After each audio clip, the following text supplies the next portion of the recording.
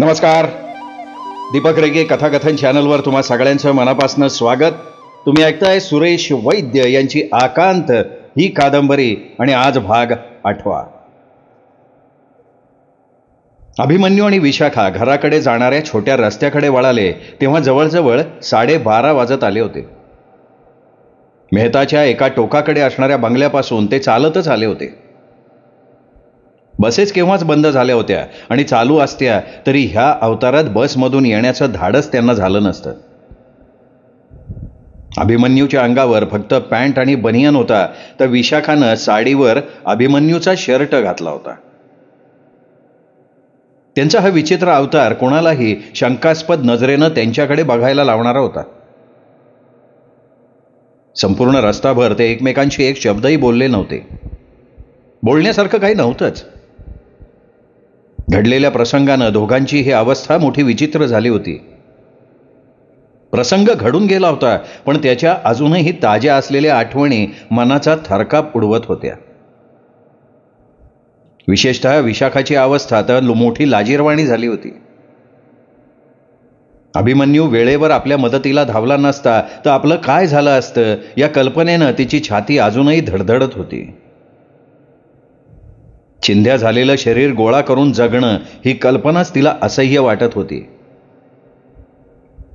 अभिमन्यूच्या मनात मात्र ऐन वेळेस आपल्या मदतीला येणाऱ्या त्या तरुणीचे विचार घोळत होते. ती तरुणी कोण, कुठली, तिचं नाव काय याची त्याला काहीही कल्पना नव्हती. कॉफीत गुंगीचं औषध मिसळलंय हे तिला कसं कळालं? मेहताची आई बंगल्यात राहत नाही हे तिला कसं माहिती?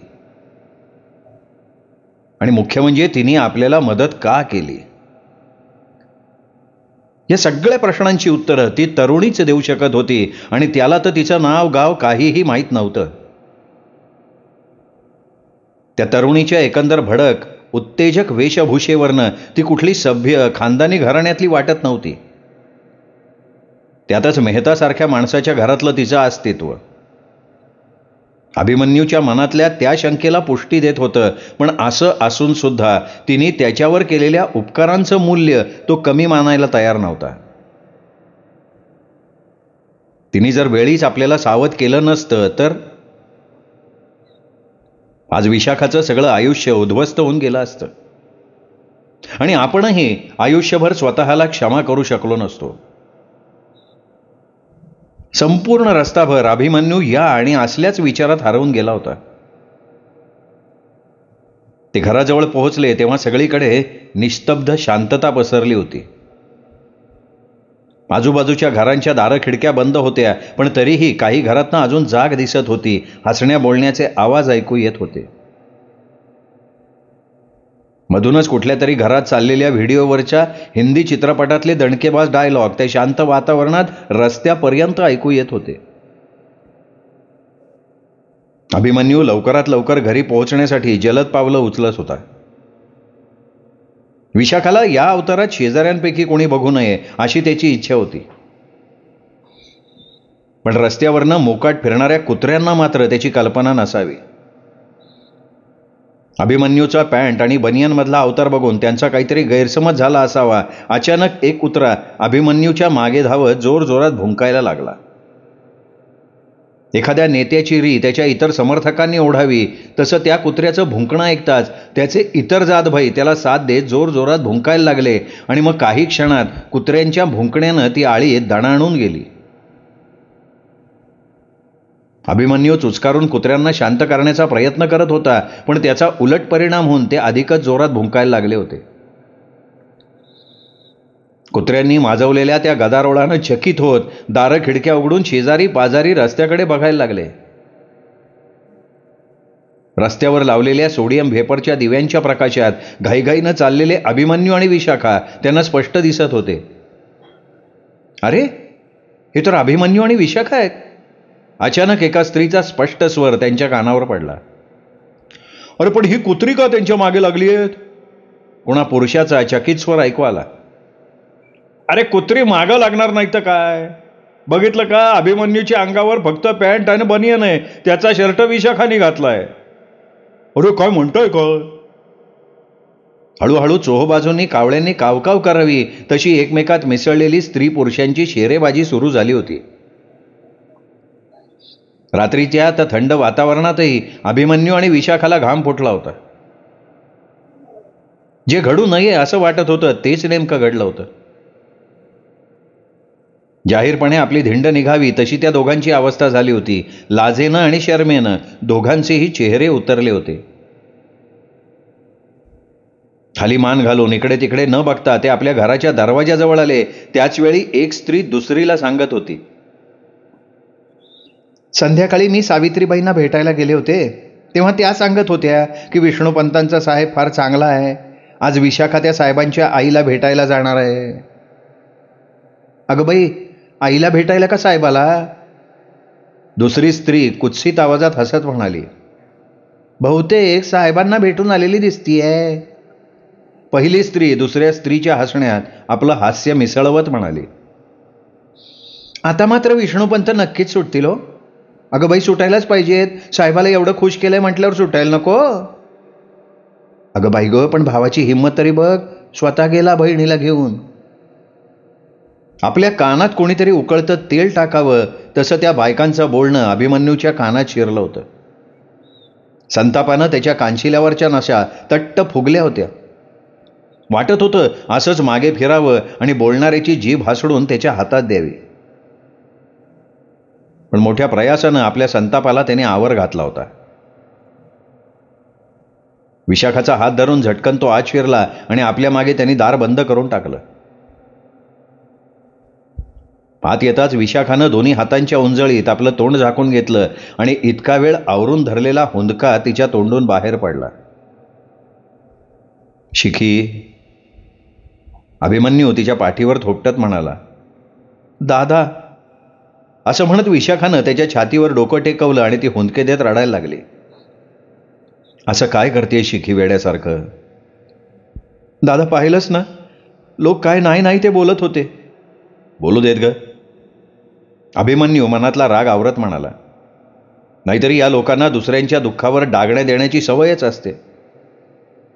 आपण नाही त्यांच्या बोलण्याला किंमत द्यायची. हे बघ, तू तुझं रडू आवर, नाही तर आई जागी होईल. पटकन कपडे बदल आणि आईच्या खोलीत जा. विशाखानं डोळे पुसले आणि ती आतल्या खोलीत गेली.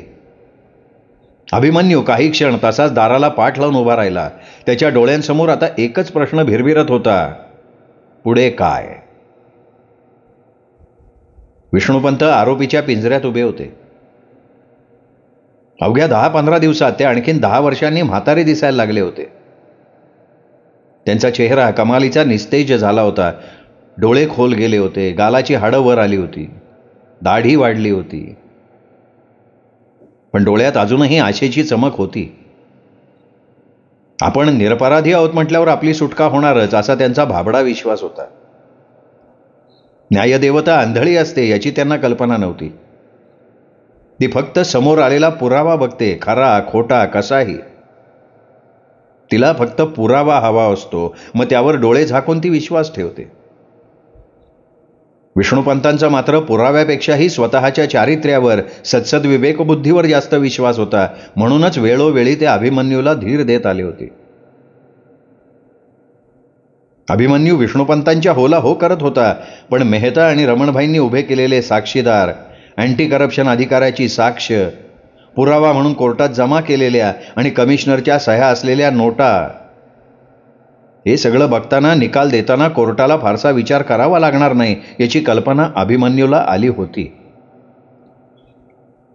म्हणूनच या क्षणी कोर्टातल्या प्रेक्षक बेंचवर विशाखा गोविंद सकट बसलेल्या अभिमन्यूच्या मनात निकालाबाबत कसलीही उत्सुकता नव्हती.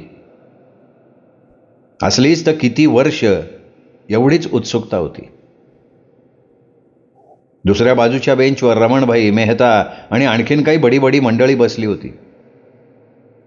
अधूनमधून अभिमन्यूकडे दृष्टिक्षेप टाकणाऱ्या रमणभाई आणि मेहताच्या चेहऱ्यावर विजयी हास्य पसरलं होतं.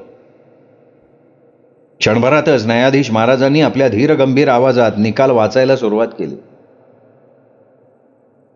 खटल्याची संपूर्ण पार्श्वभूमी, सरकारी वकिलांचं भाषण, फिर्यादी पक्षातर्फे समोर आलेल्या साक्षीदारांची साक्ष आणि प्रत्यक्ष पुरावा आणि आरोपीनं आपल्या बचावाबाबत दाखवलेला अनुत्साह बघता कोर्टाची पूर्ण खात्री पटली आहे की आरोपी विष्णुपंत इनामदार यांनी खरोखर 10,000ची लाच घेतलेली आहे. भ्रष्टाचार ही आज आपल्या देशाला लागलेली सगळ्यात मोठी कीड आहे. हा केवळ व्यक्तिगत नव्हे तर फार मोठा सामाजिक अपराध आहे. आरोपी सरकारी खात्यात काम करत असल्यामुळे तर या गुन्ह्याचं महत्त्व अजिबात कमी लेखून चालणार नाही. या सरकारी वकिलांच्या मताशी कोर्ट पूर्णपणे सहमत आहे. भ्रष्टाचाराला आळा बसावा आणि भविष्य काळात असा गुन्हा करणाऱ्यांना जरब बसावी या हेतूनं हे कोर्ट आरोपी विष्णुपंत इनामदार यांना 8 वर्षांची सक्त मजुरीची शिक्षा ठोठावत आहे. 8 वर्ष. अभिमन्यू सुन्न झाला होता तर विशाखा आणि गोविंदानं आपले चेहरे दोन्ही हातांच्या ओंजळीत झाकून घेतले होते. रमणभाई आणि मेहताच्या चेहऱ्यावरचं विजयी हास्य आणखीन गडद झालं होतं. अचानक प्रेक्षकात गोंधळ उडाला. अरे अरे अरे करत लोक उठून उभे राहिले. भानावर येत अभिमन्यूनं बघितलं विष्णुपंत छातीवर हात आवळत पिंजऱ्यात कोसळले होते. त्यांचा चेहरा वेदनेनं पिळवटला होता. बाबा. विशाखा आणि गोविंद एकाच वेळी उभे राहत ओरडले.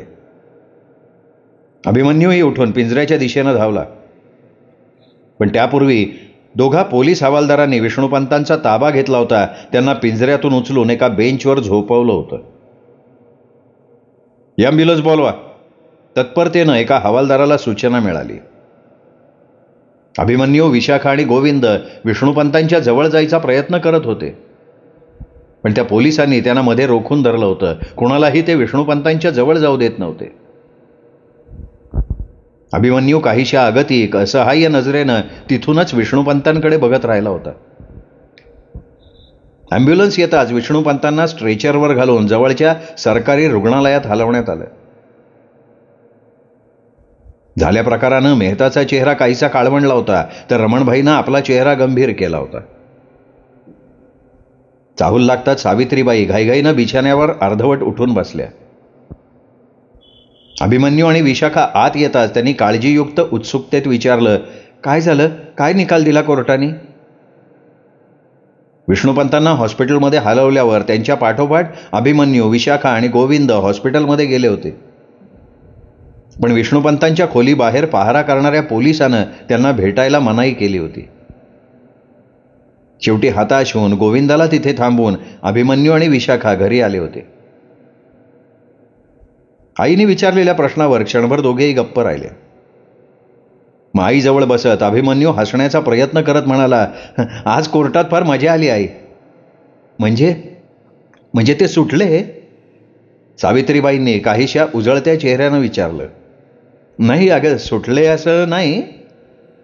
अभिमन्यू आपल्या चेहऱ्यावरचे भाव सावित्रीबाईंपासून लपवण्याचा आटोकाट प्रयत्न करत म्हणाला, अगं पण जज साहेबांनी पोलिसांनी उभ्या केलेल्या साक्षीदारांवर आणि सरकारी वकिलांवर चांगले ताशेरे झाडले.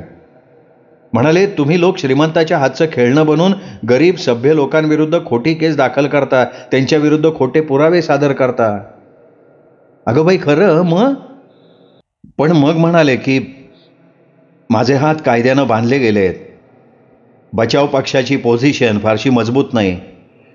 तशी ती थोडी जरी मजबूत असती तरी मी बचाव पक्षाच्या बाजूनं विचार केला असता. पण तरीही माझी खात्री आहे की आरोपी विष्णुपंत इनामदार निर्दोष आहेत, म्हणून मी त्यांना 1.5 वर्षाची सौम्य शिक्षा फरमावतोय. 1.5 वर्ष? सावित्रीबाईंचा चेहरा एकदम उतरला. हो आई, अगं फक्त 1.5 वर्ष. नाही तर तुला कल्पना नाही, अशा प्रकारच्या गुन्ह्याला कमीत कमी 8 वर्षांची शिक्षा आहे. सावित्रीबाई काही बोलल्याच नाहीत. तसा अभिमन्यू पुढे म्हणाला, आणि अगं 1.5 वर्ष म्हणजे काहीच नाही आई, बघता बघता 1.5 वर्ष जाईल निघून.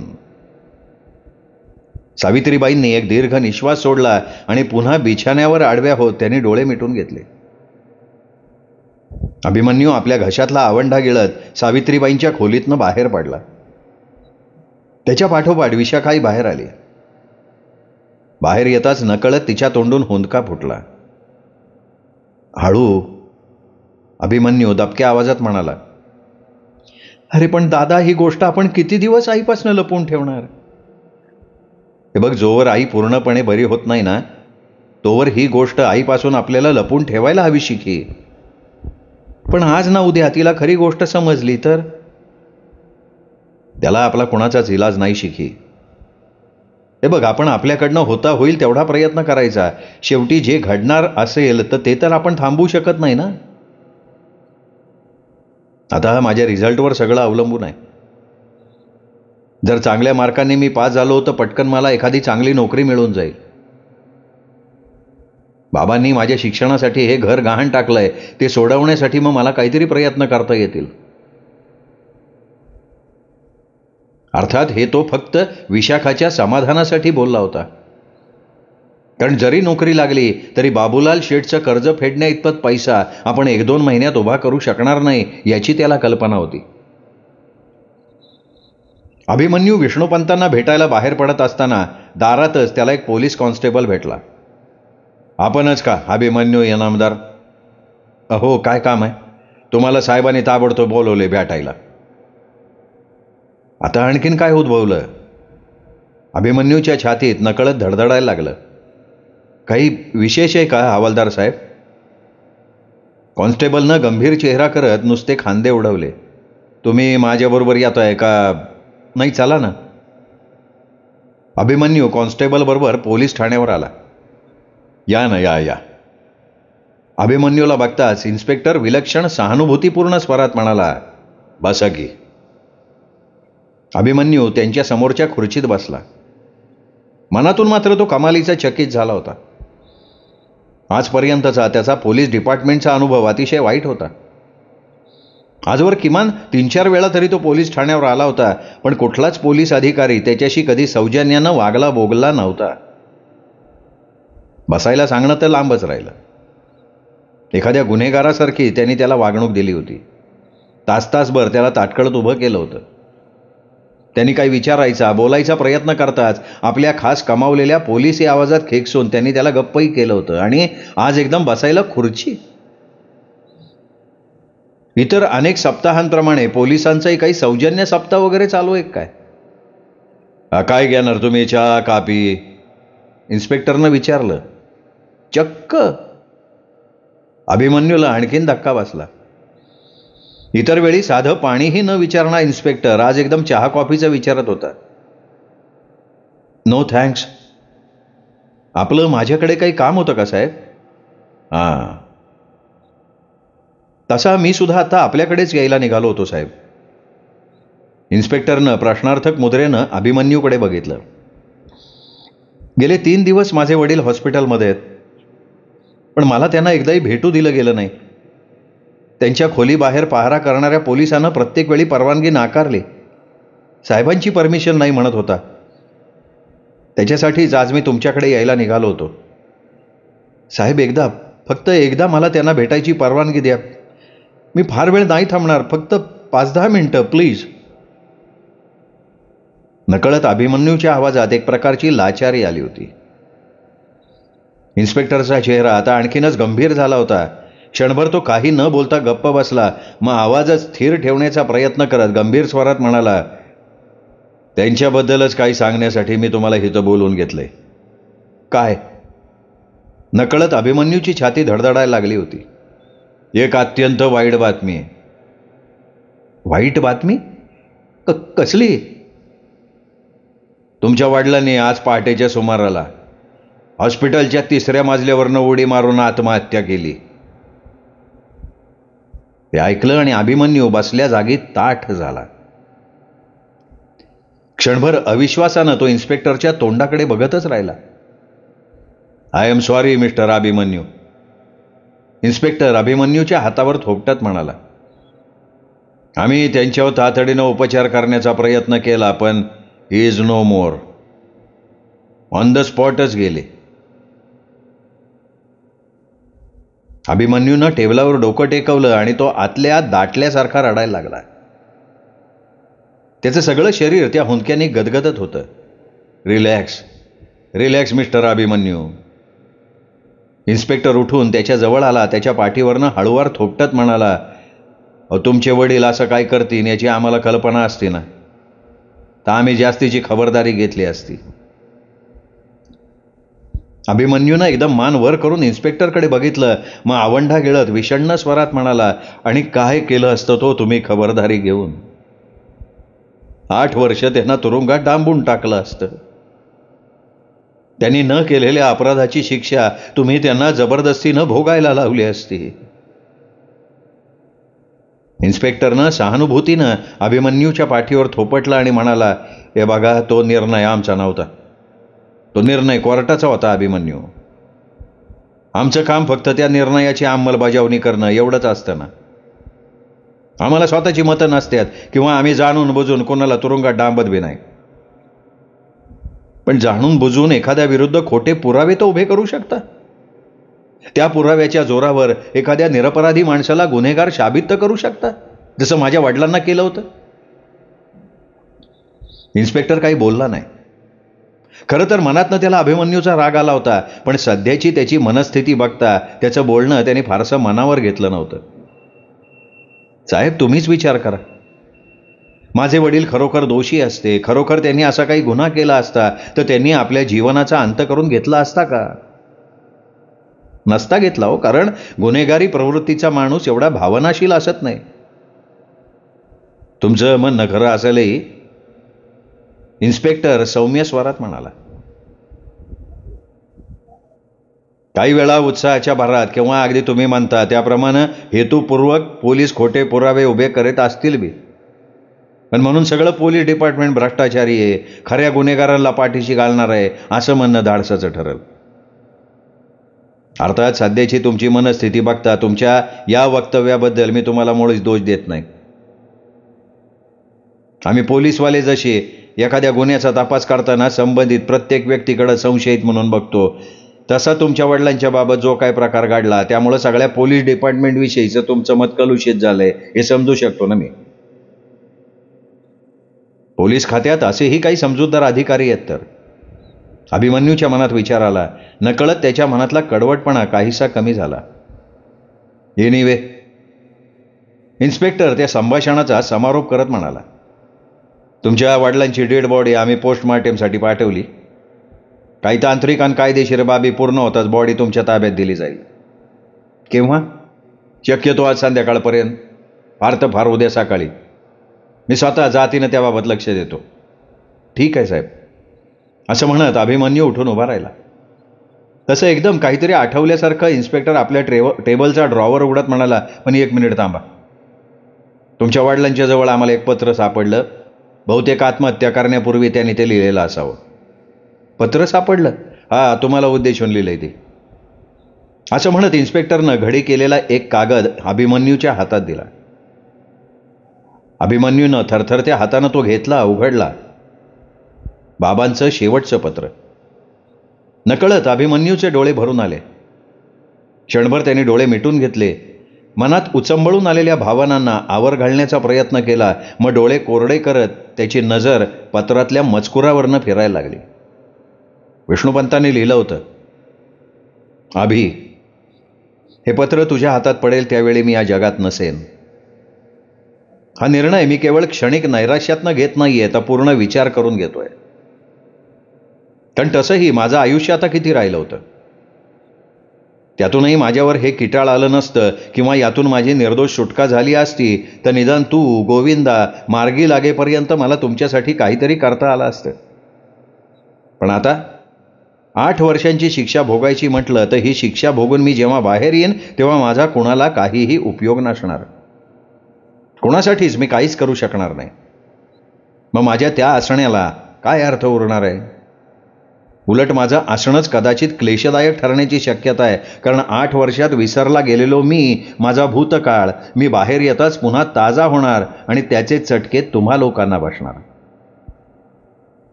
मला तसं होऊ द्यायचं नाहीये. माझ्याबरोबर माझा हा भूतकाळ कायमचा विसरला जायला हवाय. म्हणूनच विचारपूर्वक मी हा निर्णय घेतलाय. मला झालेल्या शिक्षेचं मला अजिबात दुःख वाटत नाही. तूही त्याबद्दल वाईट वाटून घेऊ नकोस. मनात कोणाबद्दल कसलीही आढी, कसलाही आकस ठेवू नकोस. मला झालेली शिक्षा ही माझी नसून सत्य आणि असत्य यांच्यातल्या लढाईचा एक भाग आहे असं मी समजतो. तात्पुरता या लढाईत असत्यानं सत्यावर विजय मिळवलाय, पण हा विजय क्षणिक आहे. अंतिम विजय सत्याचाच होतो, हे लक्षात ठेव. पोरा, आयुष्यभर मी प्रामाणिकपणाची कास धरून चाललो, कधी तत्वांची तडजोड केली नाही.